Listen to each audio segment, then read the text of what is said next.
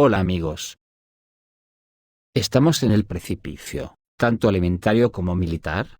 Parece que sí, según Bob Unanue, CEO de Goya Foods, que es uno de los distribuidores de alimentos más grandes del mundo. Pocas personas están mejor posicionadas para evaluar la situación alimentaria mundial que Unanue, que se ocupa de las entregas de alimentos crudos por un lado y de los clientes minoristas por el otro. Unanue advierte ahora: estamos al borde de una crisis alimentaria mundial. Se cita a otros expertos haciendo un comentario similar. Eso no es alarmismo, sino un análisis serio. Este es el porqué. El 29% de todas las exportaciones de trigo en peligro. En el hemisferio norte, la temporada de siembra para 2022 está muy avanzada. Los cultivos se sembraron, o no, en marzo y abril. En base a eso, ya puede formar estimaciones de la producción de los próximos septiembre y octubre, durante la temporada de cosecha, sujeto a cierta variabilidad basada en el clima y otros factores. Las siembras han estado muy por debajo de lo normal en 2022, ya sea debido a la falta de fertilizantes, o a costos mucho más altos de fertilizantes donde los agricultores simplemente optaron por sembrar menos. Esta escasez predecible se suma a la escasez mucho mayor debido al hecho de que la producción rusa está sometida a sanciones de Occidente, y la producción ucraniana es inexistente porque está en guerra. Rusia y Ucrania juntas representan el 29% del trigo mundial, y el 19% de las exportaciones mundiales de maíz.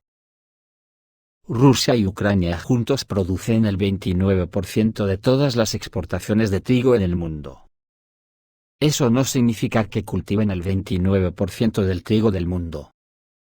Es decir, cultivan el 29% de lo que se dedica a exportaciones de trigo. Estados Unidos, Australia, Canadá y otros cultivan mucho trigo, pero ellos mismos consumen la mayor parte.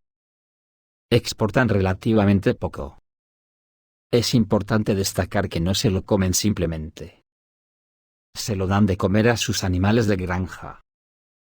La gente no suele hacer la conexión entre los cereales y los productos animales, pero es fundamental.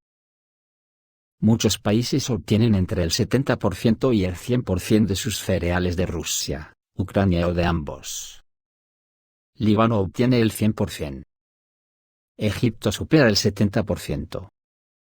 Kenia, Sudán, Somalia, muchos países de África Central y Jordania y otros países del Medio Oriente reciben gran parte de su grano de Rusia o de Ucrania. Pero es peor que todo eso, porque no solo muchas exportaciones ucranianas están cerradas ahora, sino que la temporada de siembra casi ha terminado. Y no obtendrá ningún grano en octubre si no lo sembró en abril o mayo. Y no lo hicieron por razones obvias. Lo que eso significa es que hacia octubre, noviembre y diciembre de este año, esos países que mencioné no podrán obtener sus suministros de granos. Simplemente no habrá ninguno, o se reducirán considerablemente.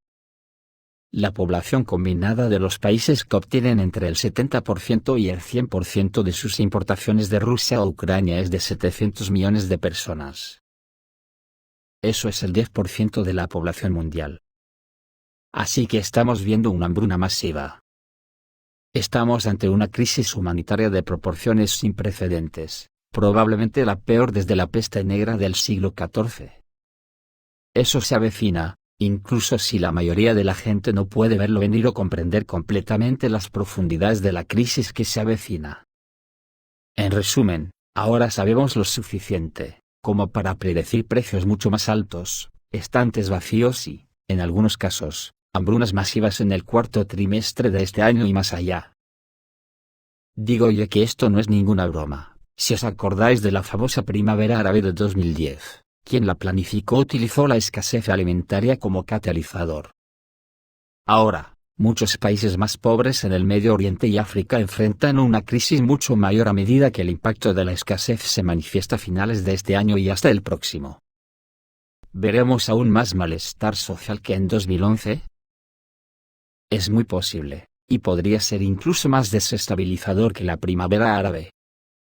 También podríamos ver olas de migración masiva desde África y Medio Oriente a medida que personas desesperadas y hambrientas huyen de sus países de origen.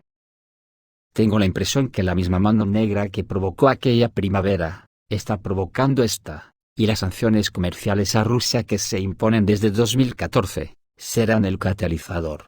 Que yo recuerde durante esta historia de las guerras imperialistas y son muchas, Occidente no se autoimponía sanciones, ni nadie se las impuso por destruir Irak, Siria, Libia, Yemen, Yugoslavia, o Vietnam.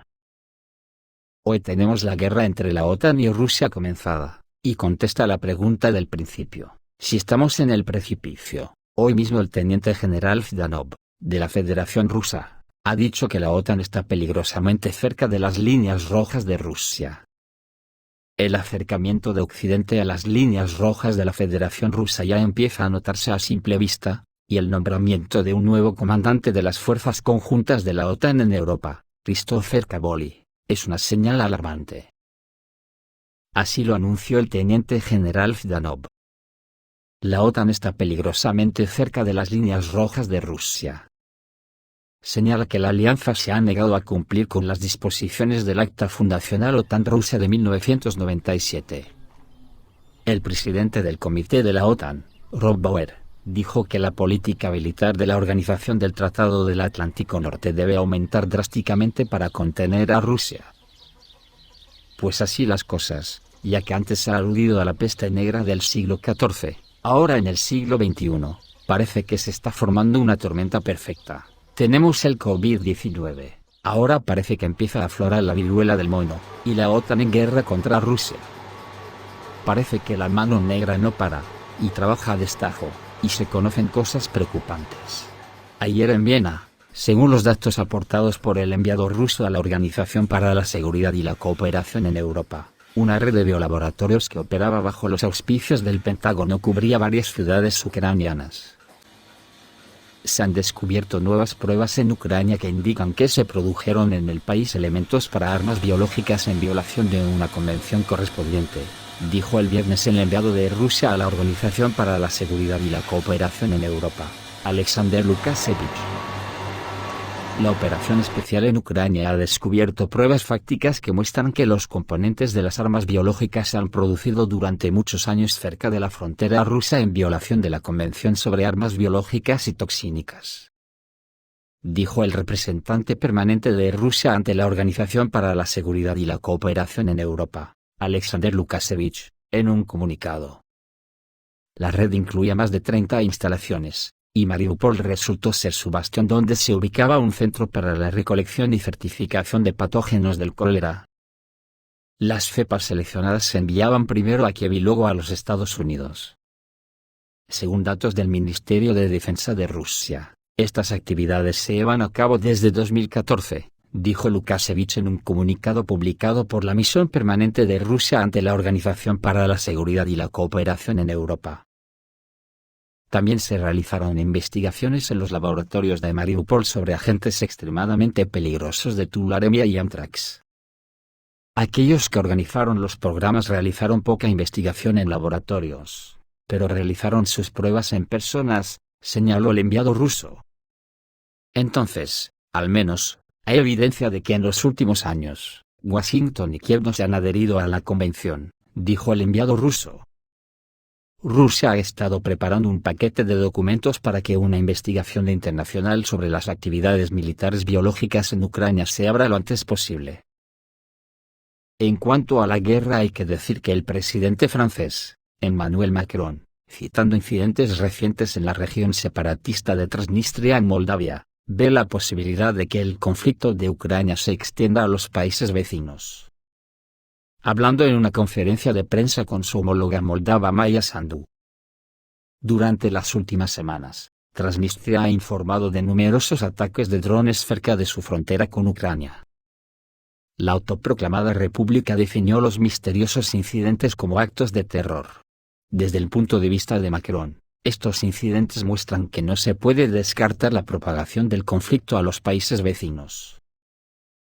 Por su parte, Alemania, que hoy mismo, Qatar le ha dado con la puerta en las narices, y le ha dicho que no le quiere vender todo el gas que necesita ni de coña, que ellos tienen su cartera de clientes y quieren tener el suministro diversificado.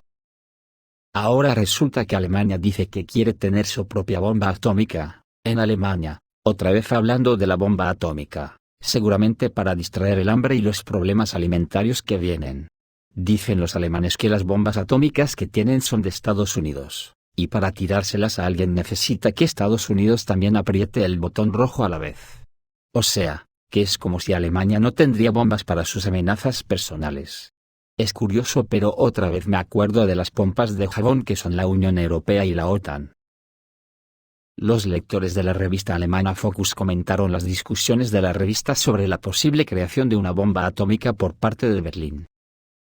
Cabe señalar que el tema en sí se puso en circulación supuestamente como respuesta a publicaciones relevantes en los medios rusos. Vale la pena señalar que la Bundeswehr actualmente posee armas nucleares. Las estadounidenses.